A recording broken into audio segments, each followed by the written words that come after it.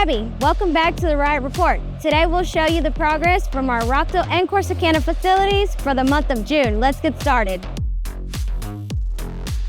In June, Riot mined 255 Bitcoin, producing an average of 8.5 Bitcoin per day.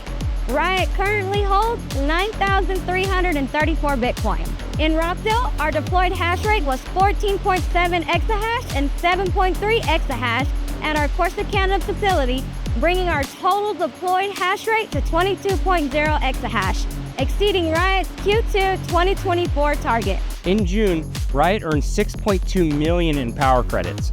Riot's power strategy is based on being a flexible consumer of power, consuming when it's low cost and abundant, while reducing usage or bidding competitively when prices are high or demand needs balancing. Riot participated in ERCOT's 4 Coincident Peak program, or 4CP, curtailing operations during peak demand periods to help balance the grid and achieve substantial future transmission cost savings. This participation reflects Riot's partnership-driven approach with the grid, benefiting both the company and all consumers.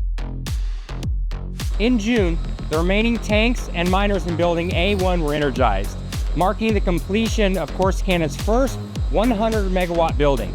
Additionally, Building A2 neared completion, with almost all the immersion tanks and miners now operational. Development for the third building, Building B1, progressed as scheduled. The building structure is fully erected, concrete slab pouring is underway, and the installation of immersion tanks has commenced, set to continue throughout July. Thanks for joining us for the Riot Report. We'll see you next month with more updates.